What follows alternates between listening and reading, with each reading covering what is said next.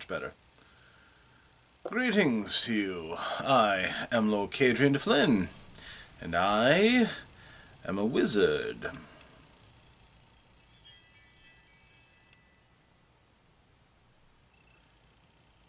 Greetings to you, my guests. I am once more Lord Cadrian de Flynn, your humble host here at Ask the Wizard. I have unfortunately been under lock and key for a bit as they did a second round of investigations to determine the culprit who had slain one of the servants here at the jail. And they have successfully concluded their investigations, found the culprit, and the smuggled wand which he used to extinguish his victim. So, I don't mind telling you, it was a little hairy there, knowing there was someone with that kind of power and not having the wherewithal to defend oneself. That's something that I'm not accustomed to, being able to have answers at my beck and call with just a wave of the wand. Going from that to the relative blindness of having these runes of dampening upon me, well, it's not pleasant. But we move on. I cannot reveal the name of the murderer because they are still looking for the accomplice who smuggled the wand. So you'll just have to know that justice is being done and that I am no longer a suspect of capital crime. In addition to that, my academy has sent me a missive informing me of their state. They have just had a graduating class of 12. I'm so proud. All the ones that I knew showed promise, of course. There was a great deal of interest with this class. 3 immediately were signed off to kingdoms to serve as advisors and court wizards. I'm so proud indeed. That all serves to, of course, enhance the prestige of my academy. The others, of course, are already looking for mercenary companies and adventuring parties to join. 1 or 2 will probably dabble into the tradesman's path, but they've been doing, studying and research for so long that I'm sure they're eager to get out and stretch their fingers and, do what they will to try to find their fortunes. Eventually, several of them will settle into trades, crafts, professions, but for now, it's usually the time to blow off a bit of steam, celebrate, and go out and hunt down a few monsters and get some treasure. So, that's good. I wish I could have been there, but my lieutenant headmaster did a fine job. And, of course, my governing staff continued on as if I wasn't there.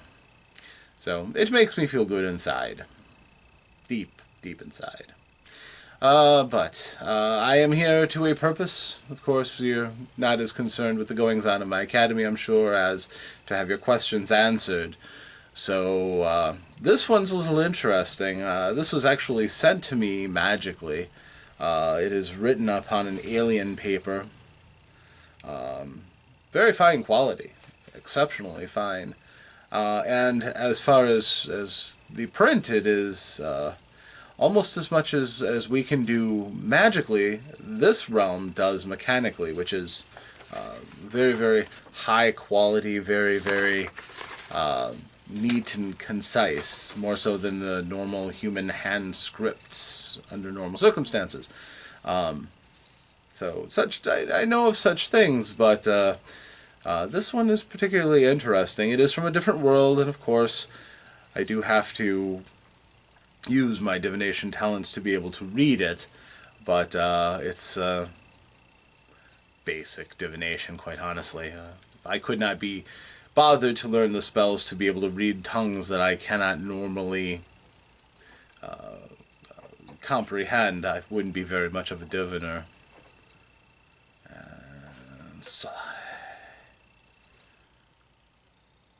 It's a good thing that flies under the radar of my binding words. Alright, this comes from the Fat Man. Fat Man Jim. Alright, Jim. For Ask the Wizard. Wizened and great sage. Wise, yes. Great, well, I'm in jail, so my state isn't so great right now, but you're catching me at a bad time. Okay, especially one whose preferred school of magic is divination. Well, it is my caste after all, it's my path. You should be able to answer one of my Midland mysteries that has plagued nobles, and not so noble nobles, for centuries. Interesting.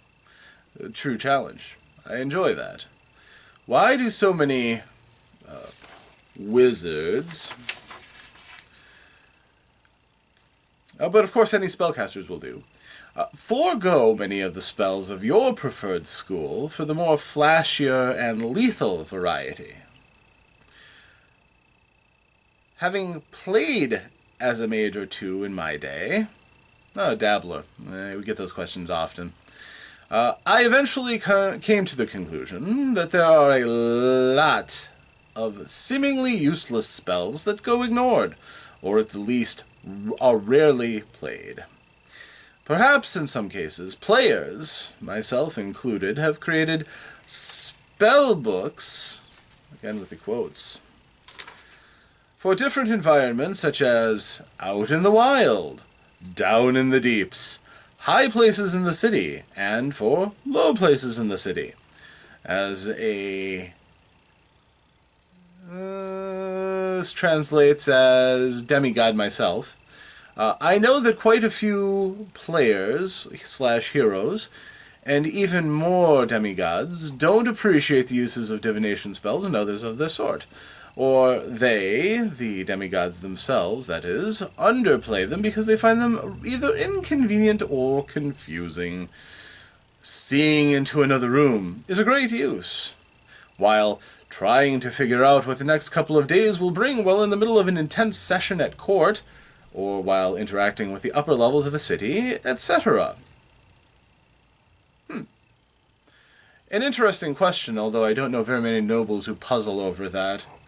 Either the nobles have diviners or they don't. If they don't have them, they don't want for them, and if they do have them, they pay us and we answer their questions. But quite clearly, there's several things going on in your question. First of all, you yourself are no true wizard. It's fairly easy for me to spot the signs. You play at being a wizard, meaning that you are either a dabbler or you are intent on some sort of game wherein you pretend to be a wizard, which your game delineates spells and rules and such. Very, very easy to deduce that this is the case, and that is perfectly fine. I know that magic is all about rules. We learn the rules of society as very, very young wizards. We are packed away and sent to intense training and learning of what is allowed and what is not allowed. We are trained in mastering magic to the limit of what we are able, and no more. For that is the path to destruction. I suppose it would be useful, though, if I knew the game of which you speak. So... Alastair Achnidin Norviena.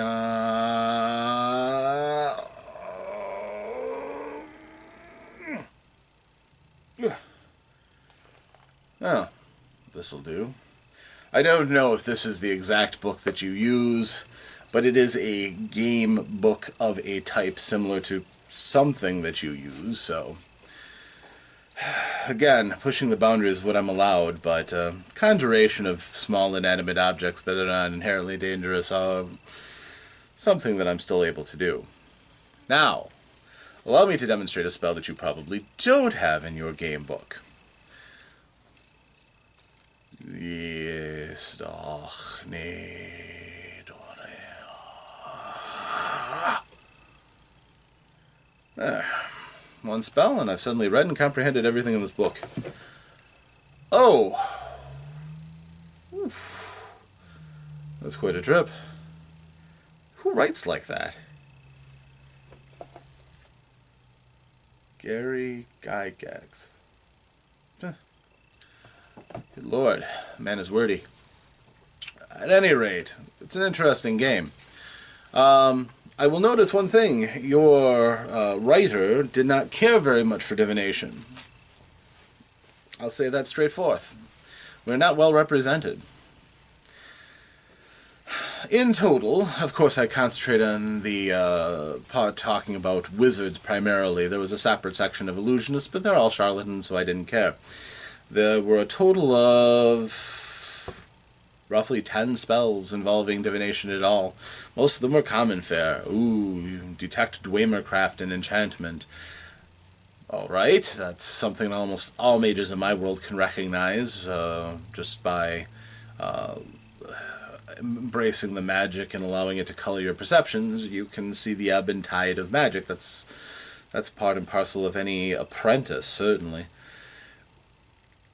And detecting evil. That's so vague as to practically be worthless. Quite honestly, very little is truly pure evil and pure good. It's how things are used that are oftentimes the determinant factor. However, there are some things that one can do that leave a residue that is recognizable by divination magic. Murder, for instance. The ending of a life, especially if that led to it was an act of great passion, or the victim was extremely wrought at the time, that can leave a scar which we diviners can detect. It's why so few crimes go unpunished in our world. Of course, detecting the machinations of illusion are counterparts. I would hesitate to say opposites because that would be giving them too much credit, but illusionists work at masking what is real, and we diviners are all about sniffing out truth. So detecting their chicanery is part and parcel of being a good diviner. Detecting that which is hidden, cloaked by illusion, especially invisibility. That's something that we can, of course, have mastery over. It even dabbles into the reading of the minds of others. That's a relatively low-level ability. We, of course, know that truly plundering the thoughts of others is something that is expressly forbidden unless we are instructed to by the state. The contents of one's mind are, well, private, honestly, and a diviner who indulges themselves too much at the expense of others is quickly going to find that those others don't appreciate such an invasion. In truth, it sometimes is one of our greatest challenges, wanting to know the answers to everything. Oftentimes, a quickly whispered word and a gesture here and there can tell us everything we want to know about another person. And understanding people is difficult. Many people cloak their true intentions, whereas with a simple spell, I can lay bare one's thoughts and deep innermost plans, dreams, and concoctions within their head.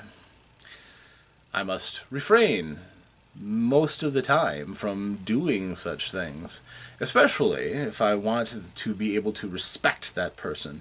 Knowing a person's innermost demons is not advisable if you plan on consorting with a person over a consistent basis.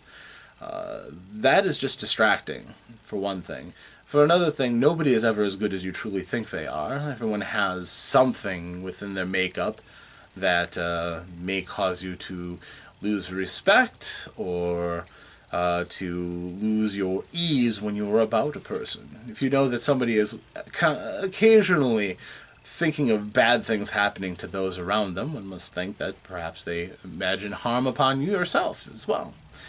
So, yes, that is another one of the spells that is available. Finding individual objects, that's common diviner stuff. The ability to project your sight and your hearing to other places, clairaudience, clairvoyance, these are common spells, but during the time in this game of yours that a wizard is able to do these things, other wizards who go about a different path are able to throw balls of fire out from their hand that can crisp an entire room full of orcs or goblins.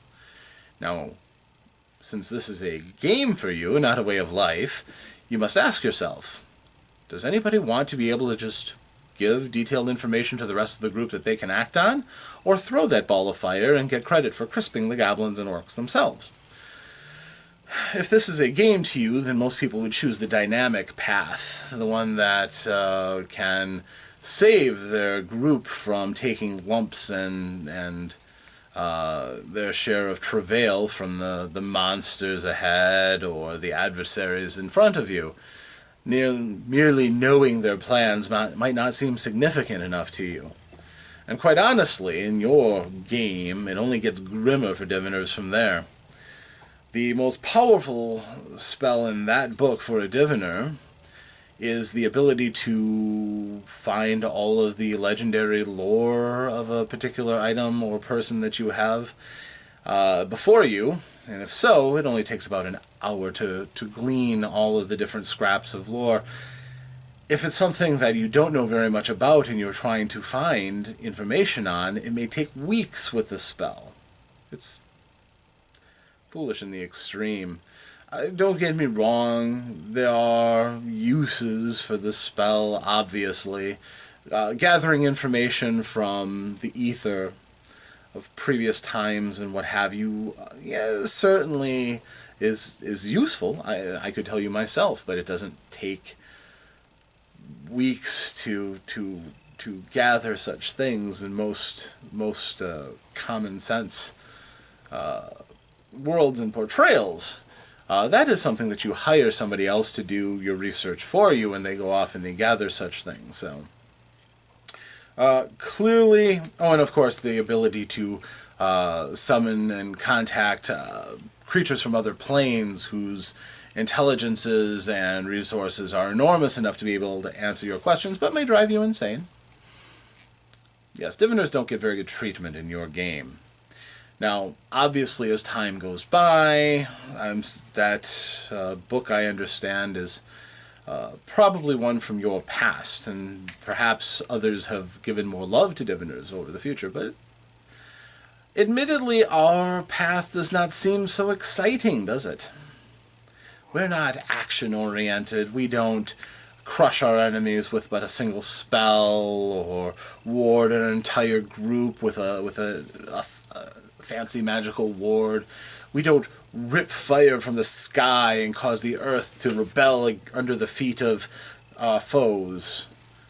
We don't ensnare the mind. We don't vanish from one place and appear in another. We don't alter time. No, we just answer questions. Ultimately, what is more useful, eh? Well, I'll tell you this much. Not everybody has the temperament, of course, to be a diviner. I would say relatively few, honestly.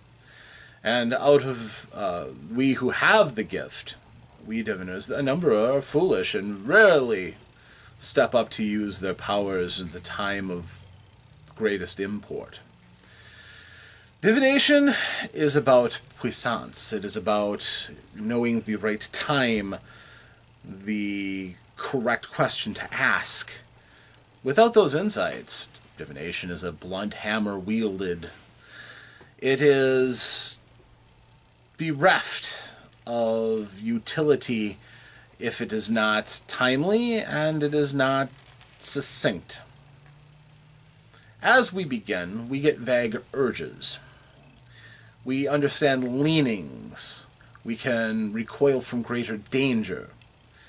Your spells in your game are rather feeble on that side. You don't have anything that gives you great warnings or insights when danger is afoot, nor can you cast a spell to note when a certain state has been reached, as can I. So, for instance, if you wish to know when a door has opened, Your spells cannot tell that. However, I can cast but a simple spell from my memory without even having my wand handy, and I can tell when the door to the prison has been opened, for instance. So I can tell if we have a new visitor and what import that might have. Even with these bonding runes, it's a simple spell. I would say wizards in your world who have a demigod ruling over the realm itself, who can adapt the world and allow a wizard with a properly inquisitive mind to create new magics that explore the possibilities of what divination can do, would have a much better time than these paltry little offerings that are given up from a basic rule book itself. As I said, such a simple thing. Casting a spell to tell if something has happened a distance away that you do not directly see, but the spell lingers and tells you if something happens. It becomes much more difficult to be surprised if you know when something has happened. If somebody has gone through the effort of dispelling your divination upon that door, then you know the connection is broken and something has happened. Other things that can be incredibly useful for divination. I notice one thing that they don't have that is, again, a spell that I have championed and was, concurrent in the creation of the spell. That has gotten me some small measure of fame and fortune. Is a spell that allows the caster to perceive the status, the health and comportment of one's companions, up to 10 at a time. All the wizard has to do is close their eyes and they can concentrate and they can see the relative statuses of their allies. Are they injured? Are they near death? Are they sickened? Are they distressed or confused? All you need to do is have your friends present, cast the spell upon them, centered in upon oneself, and their states can be addressed and monitored by you, which is especially useful if your group splits up, or you need to prioritize who is in the greatest danger so that you can lend aid to them.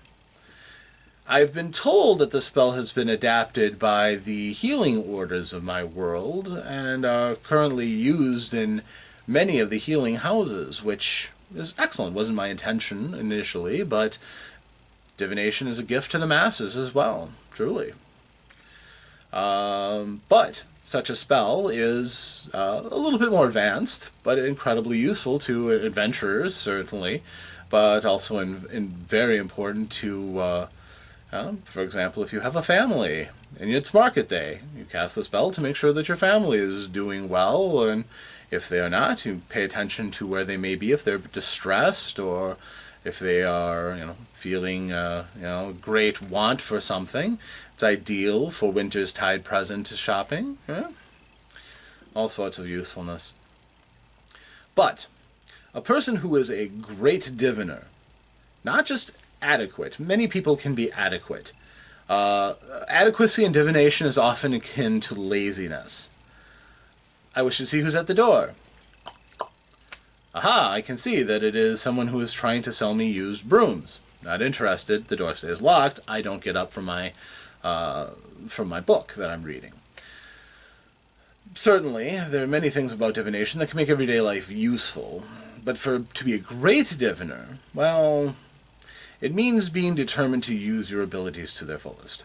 For instance, when I arise, without these runes, when I arise, I cast a spell, basically sublimating the possibilities of the day and distilling them so that I can get a sense of when during my day my trials may come. If it is early in the morning, for instance, but it is relatively minor, I may be out of a particular food that I was craving for my breakfast. I can defer and divine that from my experiences, and I can send a servant out to go and procure me the food that I would otherwise want and be wanting of. By the time that I'm ready to eat, after I have cleansed myself and picked out my attire for the day, my servant has arrived, the food is there, that problem has been solved before it even became a problem. And if I find that at midday I have mortal crisis on my hands, by the time midday comes, I have protective robes upon me. I have a stout staff to defend myself with, as well as my wand and a couple of choice potions that I carry with me in case of danger. I may have a stout companion or two accompany me during those times when I can predict that I'm going to be at mortal danger. So, even but just the vaguest stirrings of when these things may occur, a proper diviner may be prepared, and may prepare those that they care about for such challenges and trials and travails. And that was but from a simple morning augury. So, although admittedly it's an advanced augury, but the simple fact that I am now prepared for whatever may come for the day, or at least have a shot at being better prepared, it's worth expending a bit of my energy early on, when I am yet rested and at my full potential, so that I may leverage my abilities to their fullest impact. Who else can claim to do that? Everyone else must treat the future as some great beast they must grapple with. Whereas we, it's but a steed, it takes us from place to place, and we know the rough parts. Of course, the smaller, more practical sides, too. For the diviner who absolutely must know everything, well, there are spells around. For instance, if, say I'm going to go and delve into a great mysterious dungeon, there is a diviner spell in my world, not clearly in the one outlined in this book, but by holding up a piece of parchment such as this, my divination spell can create mystical ink to cover it to show a map of the location that I'm within. All of a sudden, the secrets of my path ahead of me are laid bare. It may not show the inhabitants of various rooms and such, but I at least can look at a map and see where the dangers may come from, where the best places for defense may be, what rooms are sound for protection against a siege. All of this might be revealed. A more advanced model even reveals where traps are located, so that I'm not surprised by them. Of course, there are ways around that. The clever trap makers are always trying to stay one step ahead of us diviners, and those who professionally deal with traps. You know who you are, you sneaky scoundrels. But, all the same, a good diviner looks for ways of expanding their craft and finding those spells which help against the situations at hand, so that they become indispensable for those who like to have a prepared position for challenges ahead. And just those simple basic spells that I've just told you about are something that, with care and concern and the proper offerings to one's demigod, one may perchance be able to lay out such an effect so that your auguries and your precognitions and your ability to project your senses will enable you and your group to meet those challenges prepared, ready to deal with them, to give you the optimal outcome. Now, as to the biases of certain deities against divination, let's be honest, there are deities who hold secrecy in high regard. They also seem to think that wizards enjoy surprises. Even with the best prepared spells, the correct auguries for the day, things can happen. In a magical world, anything is possible, and you can only prepare so much. This is true. It's an unavoidable fact, but it's one that it's a riddle, it's a knot at which we can worry through and eventually get to the end of.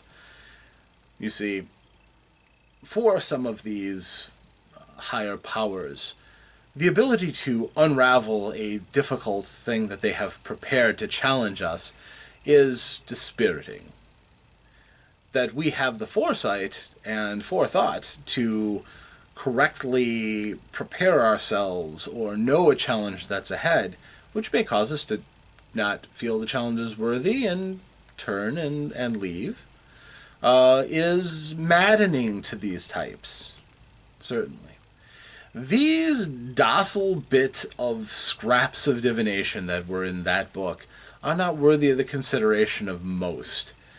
At the best, they are for those who have an embarrassment of power that can spend some of their attentions on being able to see on the other side of a door without having gotten into it, for instance. Or most of the enchantments that are there, or most of the divinations, are not significant enough that one could claim properly to be a diviner. At most, you're just someone who can pull off a few diviner tricks.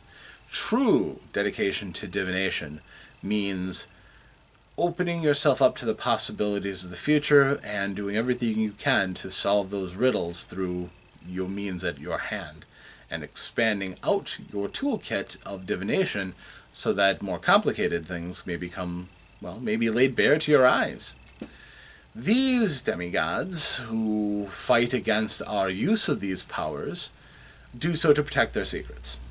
And truthfully, if you are blessed to have one with an open mind governing your deeds and actions, as I believe all great heroes have their own dedicated demigod that tracks their progress and reports back and makes sure that the world is the universe around their actions is prepared for what these heroes are going to do to it. My belief is that some of them are a bit harsh on divination. We spoil their secrets. And as a result, if our tools are but meager, such as those are, there's no danger. If we are forward-thinking and we come up with all of these solutions that can be solved by divination, as any credible world would, what wizards wouldn't want the answers to their questions solved with the magic that they have spent so much of their efforts building and accumulating? Why would they not adapt and diversify to solve these very basic needs? It depends on your world, it depends on your gods, I suppose, but by and large, it depends on the diviner themselves. If the diviner is ambitious, if the diviner wishes to master their craft, they will need better tools, fine tools to be able to look without. Even the possession of something like a crystal ball, which is something we have been kind of tied in indelibly with. The crystal ball is a tool, nothing more. A proper diviner is able to observe locations and hear sounds from beyond our experience, and items like that merely serve to magnify. But, of course, other functions are our secrets, and while I have to answer your questions, a really talented diviner will find ways to use their powers. They will be ingenious in getting into places where they shouldn't be and rooting out the secrets that are there. A diviner is as much the nature of the person as it is a set of tools and abilities. That is about all that I can say to that truthfully. Any group's experience that has a diviner will vary from that person being utterly useless, not having the right abilities or knowledge of the right time to use those abilities, or they may find their jobs almost too easy at times, as the diviner makes short work of ambushes and traps and difficulties that otherwise might impede or harm the group. And again, the experience that diviner has will probably, if your history is anything like the history of this world, to eventually be taken for granted and not given the thanks that our work should compel.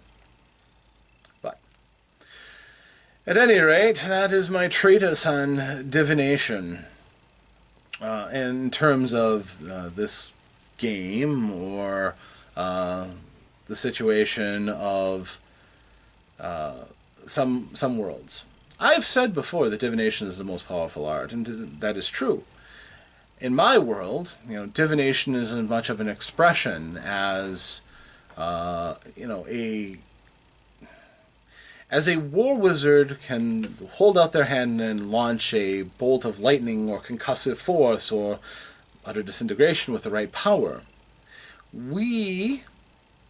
If, say, we were up against a war wizard, firstly, such a conflict would be a great hammerfall of impact upon the ebb and flow of destiny. Even a beginning diviner would sense that kind of a conflict is evident, and we would make steps to avoid such a conflict. If such a conflict was unavoidable, if at all it would be possible to survive against that war wizard's attack, we would not be at the point where he would be attacking by the time that attack landed, and would hopefully then be in a better vantage point to deal with the war wizard.